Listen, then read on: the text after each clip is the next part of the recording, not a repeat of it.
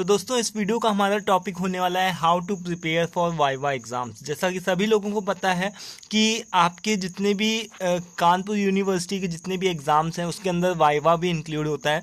खास करके जितने भी पोस्ट ग्रेजुएशन के सब्जेक्ट्स होते हैं, मैं स्पेशली बात कर रहा हूँ एमए इंग्लिश लिटरेचर के स्टूडेंट्स के लिए। ठीक है, बाकी भी लोग इस वीडियो को देख सकते हो और बेनिफिट उठा सकते हो कि किस तरीके से प्रिपेयर करना है वाइवा एग्ज़ाम्स के लिए। ठीक है, मैंने भी दिया था तो मुझे पता है कि किस तरीके के क्या क्या क्वेश्चंस पूछे जाते हैं। इसी से रिलेटेड मैं आप लोगों को कुछ तरीके के हिंट्स देने जा रहा हूँ जिसको आप तैयार करके अपने जो भी वाइवा में है अच्छे से मार्क्स गेन कर सकते हो। ठीक है, तो 2 4 6 मिनट का वीडियो होने जा रहा है, आप इसको थोड़ा सा ध्यान से सुनना। ठीक है, मैंने बहुत ज़्यादा इसमें कोई रिटन कॉन्सेप्ट नहीं यूज़ किया, बट थोड़ा सा इसको मैं बता करके एक्सप्लेन करके बता रहा हूँ। ठीक है, किस तरीके के एग्जाम्स पूछे जाते हैं और क्या एग्जामिनर सुनना चाहता है, क्या एग्जामिनर आपसे देखना चाहता है। ठीक है, तो एक तो सबसे बड़ी बात जो यहाँ पर एक सबसे पहली बात है कि जितने भी लोग हो थोड़ा सा डर रहे हो कि वाइवा एग्ज़ाम मतलब कि क्या बहुत ज़्यादा डर लग रहा है, तो ऐसा कुछ भी नहीं। देखो, आपको सबसे बड़ी बात कि जो वाइवा एग्ज़ाम्स है ना, तो उसके अंदर आपको कभी भी फेल नहीं किया जाता है।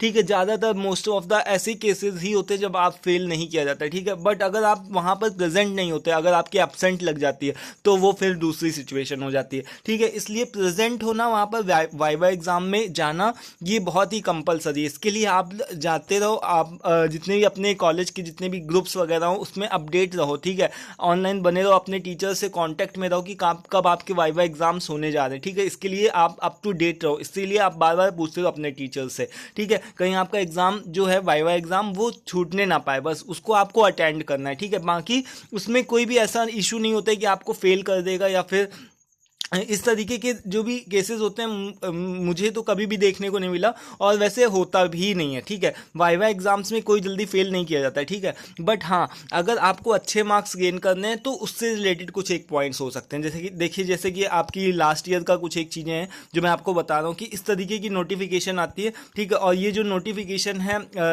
ये देखो यहाँ पर लिखा भी हुआ है कि ये इस ईयर की नहीं है। मैं अभी आपको बता देता हूँ, ये इस ईयर की नहीं है, ये लास्ट ईयर की है। बट यहाँ पर वेबसाइट का जो लिंक दिया गया है, इस वेबसाइट पे csjmu.ac.in पर आप जाकर के अपने आप को अपडेट रख सकते हो कि कब आपके एग्जाम्स होने जा रहे हैं, कब वाइवा एग्जाम्स होने जा रहे हैं। ठीक है, और इसके अलावा आप टीचर से भी कांटेक्ट कर सकते हो। तो चलो अभी हम लोग फिलहाल डिस्कस करते हैं यहाँ की भी how to prepare for viva exams, मतलब कि वाइवा एग्जाम्स में एक्चुअल में पूछा गया जाता है। मैं स्पेशली इंग्लिश लिटरेचर के स्टूडेंट्स के लिए बात करूँगा, बट यहाँ पर आप भी अपने हिसाब से रिलेट कर सकते हो इस चीज़ को। ठीक है, तो देखो, सबसे पहली बात कि जब भी आप वाइवा एग्ज़ाम्स देने जा रहे हो तो आपको सबसे पहली बात कि थोड़ा सा ड्रेसअप हो करके जाना है, अच्छे से वेल मेंटेन हो करके जाना है, फॉर्मल ड्रेस पहन करके जाना है, क्योंकि इसका भी बहुत ज़्यादा इफेक्ट पड़ता है। ठीक है, अगर आप ऐसे ही कैजुअल ड्रेस वगैरह पहन करके चले गए ऐसे ही, ठीक है, तो उसका इफेक्ट भी बहुत ज़्यादा देखने को मिलता है। प्रॉपर आई कार्ड जो भी आपके कॉलेज यूनिफॉर्म वगैरह से रिलेटेड होगा,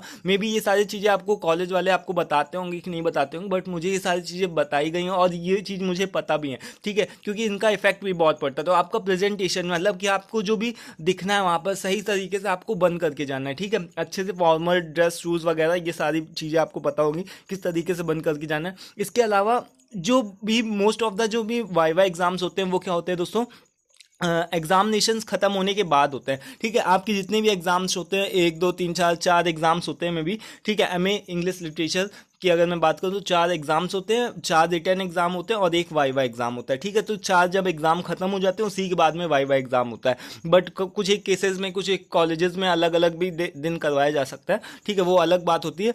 बट आपको यहाँ पर जब भी आपके एग्जाम्स खत्म हो जाते हैं तो उसका आपके पास में एग्जामिनेशन पेपर होता है। ठीक है, ये चीज़ आपको नोट करना है कि आपके जितने भी एग्जामिनेशंस खत्म हो चुके हैं, जो भी आपका एग्जामिनेशन का पेपर है, ठीक है, उस पेपर को अच्छी तरीके से पढ़ के जाना। जितनी भी चीज़ें, जितने भी क्वेश्चन आपने अटैम्प्ट किए हैं, उन सारे पेपर्स को आप, उन सारी चीज़ों को आप अच्छे तरीके से अप टू डेट, मतलब कि उन सारे पेपर्स को अच्छे तरीके से तैयार करके जाना। ठीक है, तैयार करने का मतलब कि पूरी चीज़ें आपको दोबारा से नहीं याद करनी, बट हाँ, एक थोड़ा सा रिवाइज अपने माइंड में कॉन्सेप्ट को सारी चीज़ें क्लियर रखना कि कहीं उससे जो भी है उसी से रिलेटेड जो एग्जामिनर होता है वही कई बार क्वेश्चन पूछ सकता है। ठीक है, तो आपके जितने भी एग्जामिनेशन हो चुके हैं उससे रिलेटेड आपको सारी चीज़ें तैयार करके जानी है। इसके अलावा दूसरी चीज़ जो है वो आपका सिलेबस। बहुत सारे ऐसे स्टूडेंट्स होते हैं जिनको उनका खुद का सिलेबस ही नहीं पता होता है। ठीक है, तो आपके सिलेबस में कौन कौन सी बुक्स हैं, सभी बुक्स का नाम आपको ध्यान रखना है। जैसे एक आपकी बुक है कम्युनिकेशन, दूसरी बुक है लिटरेरी क्रिटिसिज्म, तीसरी बुक है आपकी अमेरिकन लिटरेचर। इस तरीके से करके आपकी 4 बुक्स हैं ना, Indian writing in English literature, इस तरीके से करके 4 बुक्स हैं। तो चारों बुक्स का आपका नाम पता होना चाहिए। कई बार तो एग्जामिनर आपसे बुक का ही नाम पूछ लेता है और स्टूडेंट्स वो भी बुक का नाम भी नहीं सही से बता पाते हैं, ठीक है। तो आपकी बुक का नाम, ठीक है। इसके अलावा आपका जो भी सिलेबस है, कौन से बुक में कौन से राइटर हैं, कौन से चैप्टर्स हैं, ये सारी चीज़ें आपको अच्छे से वेल मेंटेन पता होनी चाहिए, क्योंकि यही सारे क्वेश्चन बार बार पूछे जाते हैं, ठीक है। जो एग्जामिनर होता है वो आपसे बहुत ज़्यादा कोई कठिन सवाल नहीं पूछता, बट हाँ यही चीज़ें पूछता है कि आपका सिलेबस में आपकी कौन कौन सी बुक है, बुक देखी है, इस तरीके से आपको डिमोटिवेट करने की कोशिश करता है। बट अगर आप हंसते रहोगे, थोड़ा सा स्माइल पास करते रहोगे, स्माइल का मतलब कि वो आपकी रूड स्माइल नहीं होनी चाहिए, ठीक है। उसको देख करके चिढ़ नहीं आ जाए कि आप इस तरीके से हंस रहे हो, ठीक है। बट हाँ आप थोड़ा सा अच्छे से वेल मेंटेन होकर के जाओ, थोड़ा सा स्माइल करते रहो और हंस करके उसके जवाब का आंसर दो। अगर आपको नहीं पता है तो सिंपली से नो, कि मुझे नहीं पता सर, सॉरी, ठीक है। इस तरीके से आपको कहना है, बट उसके सामने बहस नहीं करना, आर्ग्यूमेंट नहीं करना, ठीक है। ये आपकी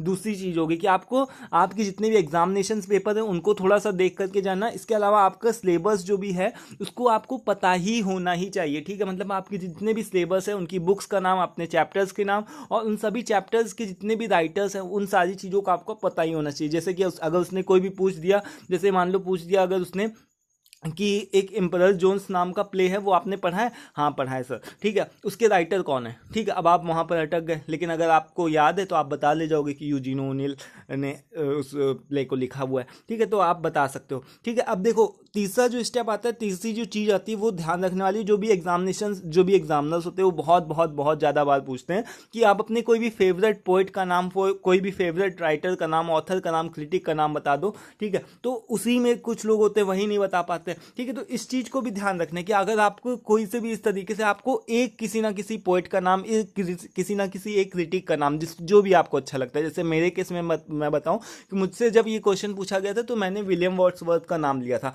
ठीक है। अब उन्होंने जैसे उन्होंने पूछा कि आपके फेवरेट पोएट, आपके फेवरेट कोई भी राइटर है, हाँ सर है, कोई भी राइटर हो या फिर पोएट हो, कोई भी ऑथर, क्रिटिक, कुछ भी बोल लो, ठीक है। कोई है तो हाँ सर है।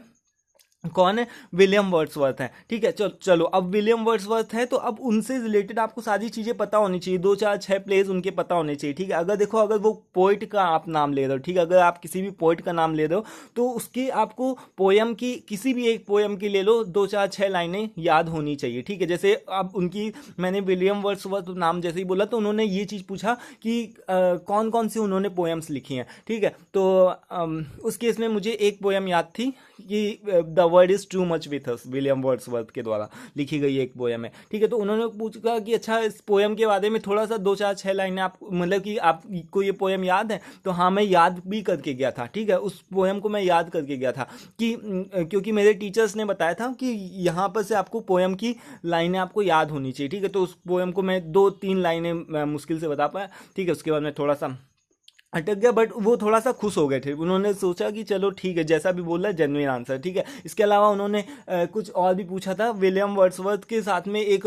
दूसरे लोगों ने कोई लिरिकल बैलेड नाम का लिखा हुआ था, तो वो दूसरा पोइट कौन था? तो विलियम वर्ड्सवर्थ और एस.टी. कॉलेज ने मिल करके एक वर्क लिखा, मतलब एक तरीके की सीरीज, आप क्या बोल सकते हो उसको, लिरिकल बैलेड नाम से एक तरीके से सीरीज पब्लिश करी थी, ठीक है। तो वो सारी चीज़ें उससे रिलेटेड थोड़ी सी बातचीत हुई, बस वो थोड़ा सा खुश हो गए, बस हाँ बस हो गया, ठीक है। तो मेरा कहने का मतलब कि एक राइटर आपको, एक किसी भी ऑथर के बारे में आपको एक चीज, एक लोगों के बारे में आपको पता ही होना चाहिए, ठीक है। तो आई होप कि आपको क्लियर हो गया होगा। एग्जामिनेशन पेपर की बात करें, एग्जामिनेशन पेपर को थोड़ा सा देख लेना, सिलेबस आपको पता होना ही चाहिए, ठीक है। 100% इसको तैयार करके जाना। इसके अलावा एक अपने फेवरेट पोइट, क्रिटिक का नाम याद करके जाना और साथ में उनके बारे में पूरी अच्छे से डिटेल याद करके जाना। अगर आप बी श्योर कि अगर आप, if you are choose any poet, ठीक है, तो उससे रिलेटेड आपको 2 4 6 पोएम की लाइनें भी याद होनी चाहिए। बट अगर आप राइटर चूज कर रहे हो तो उससे रिलेटेड और भी आपके उसके 2 4 6 प्लेज जो भी हों, जितने भी, अगर उसने कोई भी